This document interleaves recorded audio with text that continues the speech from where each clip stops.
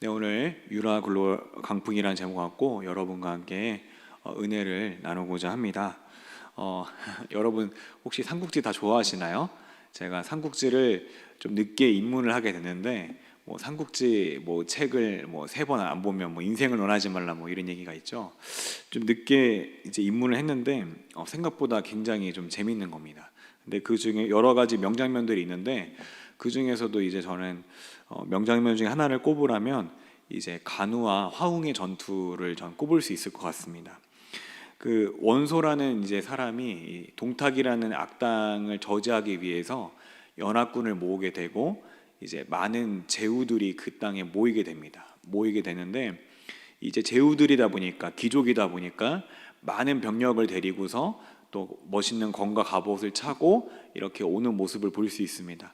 그런데 이제 유비 같은 경우는 유비도 거기 이제 합류하는데 유비 같은 경우는 달랑 3명인 거예요. 누구? 유비, 관우, 장비 딱 3명이 온 거예요. 그러니까 굉장히 이 다른 사람들에 비해서 굉장히 이 초라할 수밖에 없죠. 되게 사람들이 속으로 비웃고 또 약간 면전에 좀 이렇게 무리하게 좀 행동을 하기도 합니다. 그런 상황 가운데 이 동탁의 장군 중에서 이 싸움을 굉장히 잘하는 화웅이라는 장수가 등장합니다. 근데 그 당시에 여러분이 알겠지만은 여러 명이 싸울 수도 있지만 1대1 대결을 되게 좋아했던 것 같아요. 그래서 이 화웅이라는 장수가 1대1 한번 겨뤄보자. 누가 더 잘 싸우는지, 누가 더 용맹한지 한번 겨뤄보자 이렇게 했습니다. 그래서 많은 제후들이 우리의 장수가 나가겠다고 이제 얘기를 하게 되고 이제 장수들이 한 명씩 나갑니다. 잘 싸우는 장수가 나갔겠죠. 대표로 이제 1대1로 나가는데 나가면 죽고 또 나가면 또 죽고 나가면 또 죽고 나가면 또 죽고 화웅에게 계속 못 이기고 계속 죽게 되는 겁니다. 그러니까 이 당시에 전쟁은 사기가 되게 중요했어요. 그런데 이 사기가 이 바닥을 치게 되고 이제 나중에 결국에 아무도 나가서 싸우려고 하지 않습니다. 왜? 이길 수가 없는 강한 상대를 만났으니까. 근데 이제 그 중에 이제 갑자기 그때서야 이제 유비가 우리 장수가 나가겠다고 하고 이 간우를 내보냅니다. 내보내는데 이제 나가기 전에 이제 술을 이렇게 마시고 나가는 그런 간습이 있나 봐요. 근데 술을 마시고 나가려고 하니까 술이 식기 전에 돌아오겠다고 하고서 이제 나간 다음에 이제 여기 원소 진영에서 원소랑 제후들은 막 회의를 하고 이러는데 별로 기대도 안 한 것 같아요. 기대 안 하고 막 하는데 갑자기 함성이 들리는 겁니다. 왜 그랬을까요? 네, 관우가 화웅을 이겼기 때문에 그렇습니다. 그리고 이 당당하게 걸어오는 모습에서 제가 굉장히 굉장히 막 감동을 느꼈던 그런 장면 중에 하나였던 것으로 기억을 합니다. 근데 오늘 말씀에서 이 바울의 모습이 오늘 말씀에서 마치 저는 이제 간우와 같았어요. 간우와 같이 겹쳐 보였습니다. 왜냐하면은 이 간우가 위기 가운데서 초인적인 힘으로 이 적을 제압한 것처럼 이 바울이 정말 큰 위기 가운데서 정말 초인과 같은 모습을 이제 보여주는 모습을 보면서 좀 이렇게 겹치는 모습이 좀 보이게 되었습니다. 근데 간우와 이제 바울의 차이는 뭐냐면 이 간우는 자신의 어떤 무력과 힘으로 적을 이긴 거고 이 바울은 위기 가운데서 좀 다른 방법으로 위기를 대처하는 모습을 볼 수 있습니다.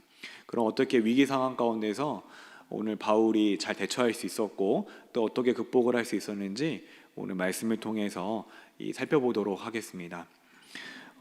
저는 이제 계속 사도행전을 강의하는데 그 지난 장의 내용은 이 아그리빠와 베스도 앞에서 바울이 자신의 무죄함을 변론을 하게 되고 나중에 결국에는 그 아그리빠 왕도 그리고 베스도도 이 바울에게 죽일 만한 죄가 없다는 것을 발견을 하게 됩니다. 하지만 이 바울이 로마 시민권자로서 가이사에게 상소하겠다고 이야기했기 때문에 이들은 가이사에게 바울을 보낼 필요가 있었습니다.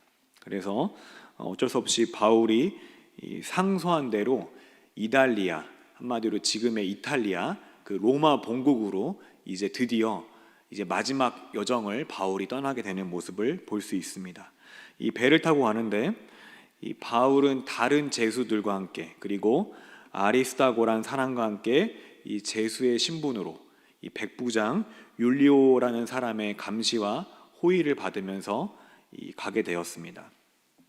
하지만 너무나 감사하게도 이 백부장 율리오라는 사람은 이 바울에 대해서 굉장히 호의적이었던 것 같습니다.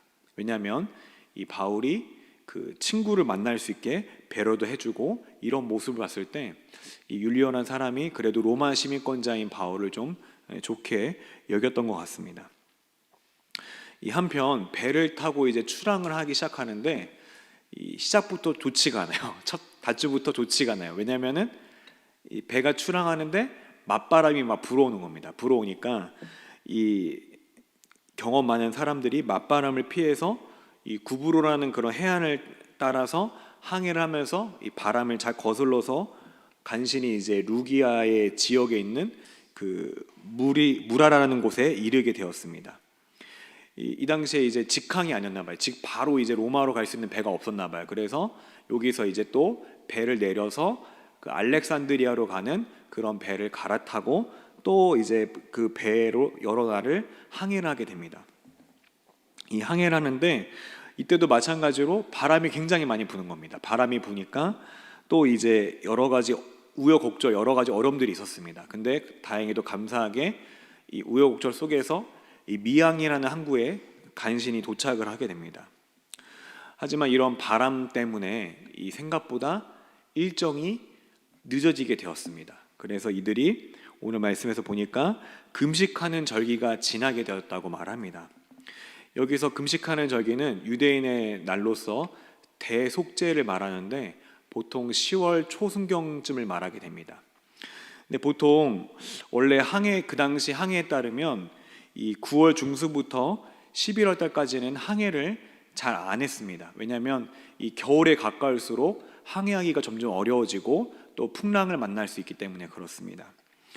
그 바울은 전도 여행을 통해서 굉장히 많은 풍부한 그런 항해 경험이 있었습니다. 그래서 이 많은 사람들, 선장과 선주와 그리고 또 백부장에게 권하여서 이번 항해에 화물과 배뿐만이 아니라 어떤 우리 목숨에도 이런 타격과 손해가 있을 것 같으니 아마 이제 이 항구에서 머물자, 겨울을 보내자고 이야기를 했던 것 같습니다.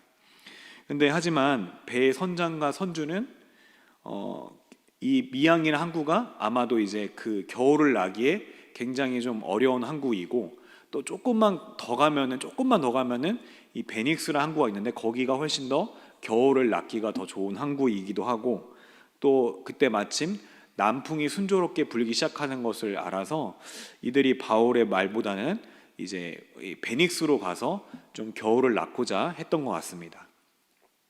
백부장이 요게 총 이제 결정권자인데 아무래도 이 여행 경험이 풍부한 바울의 말도 좀 중요할 수도 있겠지만은 아무래도 전문가, 선장과 선주의 말을 더 듣겠죠. 그래서 결국에 이 선장과 선주의 말을 듣고서 이 배를 타고서 이제 베닉스 쪽으로 이제 가게 되는데 처음에는 정말 좋게 남풍이 부드럽게 불어서 되게 순조롭게 이제 가게 됩니다. 그래서 잘 됐구나 이렇게 생각을 했었는데 그렇게 좋은 풍향을 만난 것도 잠시 갑자기 무슨 풍랑이요?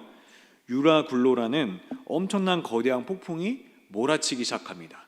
잘못하면 배가 전복될 수 있고 자초가 될 수 있습니다. 그래서 배는 갑자기 몰아치 폭풍 후에 여기저기 이제 떠밀리게 돼서 결국에 항로를 이탈하게 됩니다. 이탈해서 이 표류를 하게 되고 이 간신히 가우다란 섬 아래로 항해하면서 그나마 이제 가룻배라고 하죠. 거룻배라고 하죠. 이 거룻배가 뭐냐면 이 큰 배가 있으면 그 배에서 사람들을 태워가지고 육지로 이동하는 그런 작은 배가 있습니다. 근데 그 배를 간신히 제어할 수 있는 정도의 상태로 간신히 돼서 그 배를 끌어올리고 그 배가 난파되지 않도록 배를 밧줄로 묶는 모습을 볼 수 있습니다. 그리고 또 이들이 모래톱에 혹시라도 걸리지 않게 하려고 닻을 내리고 그냥 그때부터 떠밀려 가기 시작합니다. 그들은 폭풍에 굉장히 시달리게 됩니다. 폭풍에 굉장히 시달리게 되고 막 비를 맞고 막 죽을 뻔하고 이런 어려운 중에 그 이튿날에는 도저히 안 되겠어서 이제 짐을 버리기 시작하고 짐을 버려서 좀 배를 가볍게 하기 시작하고 이 3일째에는 뭐도 버려요? 장비도 버리게 됩니다. 이렇게 가볍게 해서 이제 난파되는 걸 막으려고 한 거겠죠. 심지어 여러 날 동안 이제 해와 달과 별이 보이지 않습니다. 여러분, 해와 달과 별이 이 당시에는 굉장히 중요했습니다. 왜냐하면 그 해와 달과 별을 통해서 이 배의 위치를 알 수가 있었어요.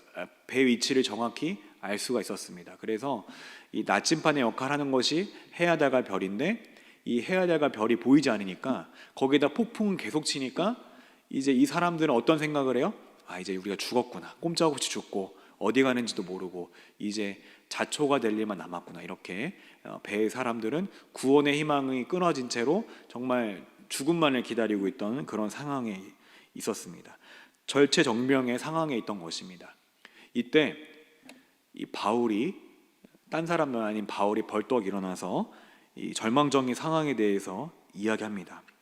만약에 여러분이 내 말을 듣고 내 말을 듣고 좀 그렇게 하지 않았더라면 이런 심한 타격과 손상을 받지 않았을 텐데 정말 너무 아쉽습니다. 이런 뉘앙스로 얘기하면서, 그러면서 여러분에게 권하노니, 하지만 여러분 중에 누구도 결국에 목숨을 잃지 않고 이 배만 잃을 것입니다 라고 얘기합니다.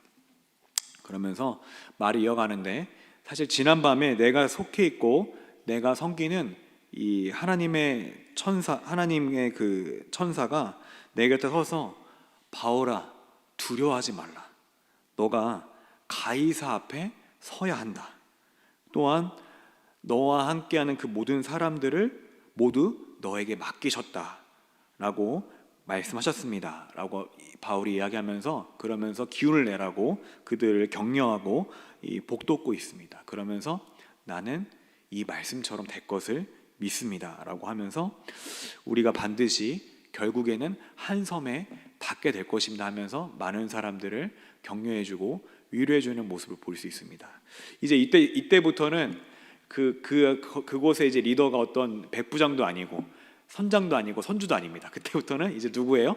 이제 바울이 하나님의 백성으로서 이 백성들을 격려하고 리드하는 모습을 우리가 볼 수 있습니다. 그러면서 그 14일쯤 되는 밤에 이 경험 많은 선원들이 느낌이 이제 뭔가 느낌이 좀 다르니까 뭔가 육지에 가까이 온 것 같다는 느낌이 점점 드는 거예요. 그래서 이 배의 수심을 재고서 좀 이따 다시 재니까 어때요? 배의 수심, 물의 수심이 점점 낮아지고 있는 걸 깨달았습니다. 이게 무엇을 뜻을 합니까? 바로 이 배가 육지에 점점 가까이 가고 있다는 뜻을 말합니다. 그래서 이 날이 새기를 기다렸는데, 이 중에 선원들 중에 몇몇은 이 닻을 내리는 척을 하면서 이 거룻배를 통해서 도망을 치러 갑니다. 아무래도 바울의 말을 좀 불신하기도 하고 좀 여기에는 희망이 없다고 이제 생각을 한 것 같습니다. 그런데 이 해상 경험이 풍부한 이제 바울이 그걸 다 눈치를 채고서 백부장을 통해서 저지를 하게 됩니다. 그리고 이제 바울은 이 날이 새어갈 때 이제 모든 사람들한테 이야기해서 음식을 먹으라고, 그동안 여러분들이 굶었으니까 음식을 먹고 기운을 차리라고 이야기하는 모습을 볼 수 있습니다. 아마 배가 몰아치는 그 폭풍 가운데서 이 사람들이 또 몇몇 사람들을 멀미도 하고 또 죽음의 공포 때문에 제대로 먹지도 못하고 구토하고 또는 설사하고 굉장히 힘들었던 것 같습니다. 그런 상황 속에서 이 바울이 음식을 먹으라고 한 것은 결국에 뭐 때문에 그렇습니까? 그들의 구원을 위해서 이렇게 한 거였고, 너희 중에 누구도 머리카락 하나 잃지 않을 것이라고 바울은 이야기합니다. 이렇게 말하고 이제 먼저 바울은 이 하나님께 감사 기도를 드리고 이 빵을 떼어 먹기 시작했습니다. 그리고 이 배에 있던 276명이 되는 사람이 모두 그제서야 안심을 하고 이 빵을 먹기 시작합니다. 이들은 다 먹은 다음에 그 물에 불어 있는 밀이나 식량들을 다 배 밖으로 버려서 조금이라도 배가 난파되는 것을 막고자 이렇게 했고, 이 날이 새자 어느 땅인지 모르겠으나 이제 해변에 있는 항만을 찾게 되고 이들이 그곳으로 가게 됩니다. 그곳으로 가는데 뭐 이제 여러 가지 기법들을 써가지고 이 바람에 맞추어서 해변을 따라 이제 가기 시작하는데 하필이면은 그 물과 물이 이제 만나는 그 지점, 그 소용돌이가 있는 지점으로 이제 배가 빨려 들어가기 시작했습니다. 그래서 뱃머리가 이 톱밥에 걸리게 되고 그 배 뒤쪽은 이제 난파가 되기 시작합니다. 그러니까 이제 여기서 해안가로부터 떨어져 있기 때문에 이 사람들은 여기서 헤엄쳐서 육지로 가야만 됩니다. 그런 상황 속에서 이 백부장의 군인들은 이 당시에 자신들이 이제 호송하는 이 죄인들이 도망을 치면은 그 도망친 죄인에 대한 죗값을 누가 받아요? 그 당시에 했던 군인들이 책임을 져야 했습니다. 그래서 차라리 책임을 질 바엔 이 사람들을 다 죽여야겠다고 생각합니다. 하지만 감사하게도 율리오라는 사람이 이 바울을 구해내고자 그렇게 죽이지 못하게 저지하는 모습을 볼 수 있습니다. 그리고 이 율리오는 판단을 빨리 해서 헤엄칠 수 있는 사람들은 먼저 가라고 이야기하고 헤엄을 못 치는 사람들은 그 배에 떠다니는 어떤 그 널빤지나 그리고 부서진 배의 조각들을 타게 해서 결국에 놀랍게도 바울 말대로 모두가 다 한 명도 죽지 않고 76명이 살아나는 그런 놀라운 역사의 광경을 오늘 말씀을 통해 볼 수가 있는 것입니다. 오늘 말씀에서 바울을 보게 되면 이 바울은 유라굴로라는 그런 엄청난 폭풍 가운데도 이 평안함을 끝까지 유지하면서 오히려 태연하게 의연하게 사람들을 위로하고 또 사람들을 인도하는 모습을 볼 수 있습니다. 어떻게 보면 이 바울은 선장도 아니고 선주도 아니고 그냥 다만 여행의 경험이 풍부한 사람 중에 한 명이고 또 믿는 사람이긴 하지만 이 바울도 사실 두려웠을지 모르는데 어떻게 이렇게 초인적인 이 평안함을 갖고 사람들을 위로하며 안전하게 오늘 인도해낼 수 있었을까요? 네, 그것은 바로 오늘 말씀에서 주님의 말씀을 믿었기 때문에 그렇습니다. 오늘 말씀 한번 보도록 하겠습니다. 27장 24절부터 25절까지 한번 보도록 하겠습니다. 같이 읽어보세요. 시작. 바울아 두려워하지 말라. 내가 가이사 앞에 서야 하겠고 또 하나님께서 너와 함께 항해하는 자를 내게 주셨다 하였으니 그러므로 여러분이여 안심하라. 나는 내게 말씀하신 그대로 되리라고 하나님을 믿노라. 아멘.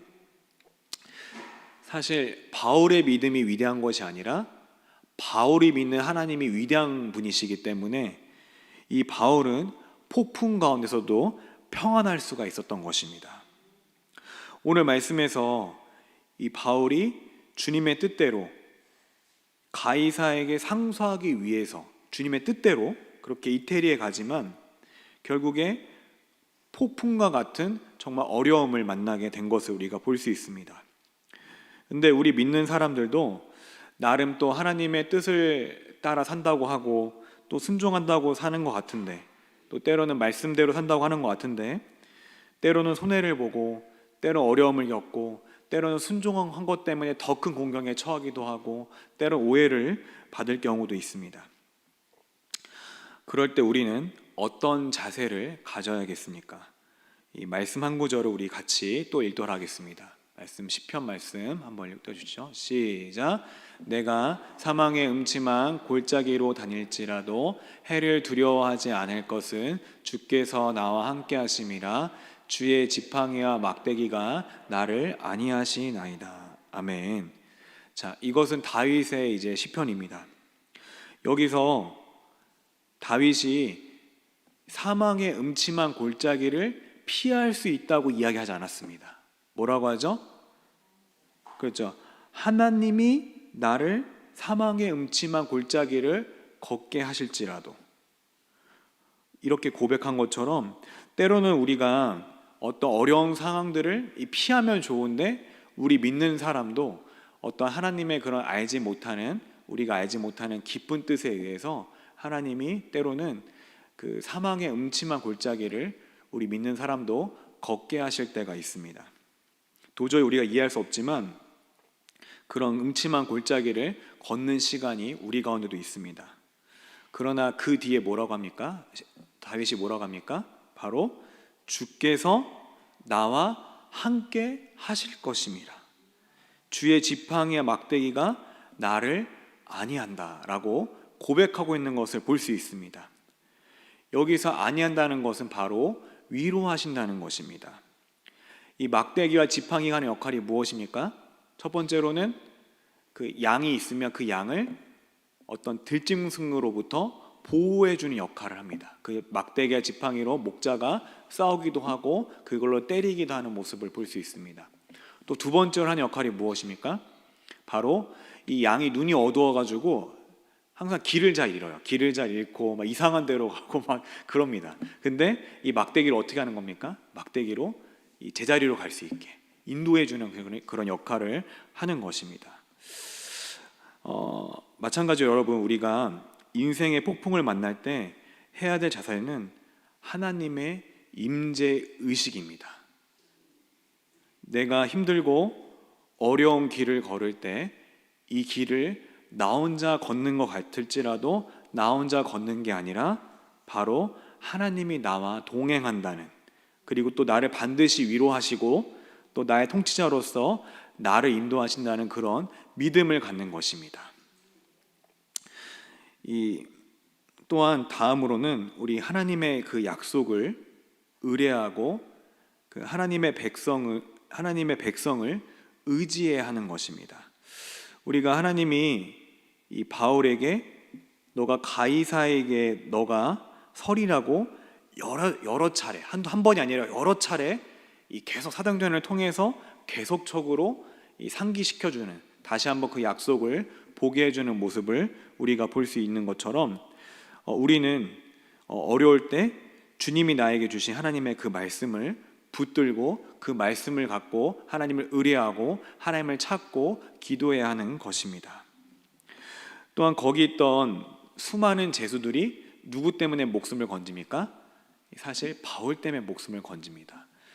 그런 것처럼 우리도 때로는 우리 주위에 그 믿는 사람들, 내가 믿을 만한 믿는 분들에게 이 도움을 받아야 하는 것입니다. 때로는 기도의 요청을 할 수도 있고, 때로는 어떤 조언을 통해서, 조언도 이제 100% 들으라는 건 아니고 분별해 들어야겠지만, 이 조언을 구하기도 하고 기도 요청을 통해서 우리가 그렇게 하나님의 도우심을 받아야 하는 것입니다. 하나님은 또 말씀을 통해서도 말하시지만 또 사람을 통해서도 말씀하시는 분이시기 때문에 그렇습니다. 그리고 마지막으로 이렇게 우리가 어려운 상황 가운데 있을 때 우리가 바울을 보게 되면, 바울은 그 하나님의 도우심의 그 약속을 반드시 믿은 것을 우리가 볼 수 있습니다. 이 바울뿐만 아니라 여기 있는 모든 사람을 다 바울에게 주시겠다고 약속하신 그 약속을 바울이 믿은 것을 볼 수 있습니다. 그런데 이 바울과 선원들의 행보를 보게 되면요, 이 바울의 말을 믿지만 또 뭔가를 계속하는 모습을 볼 수 있습니다. 무엇을 합니까?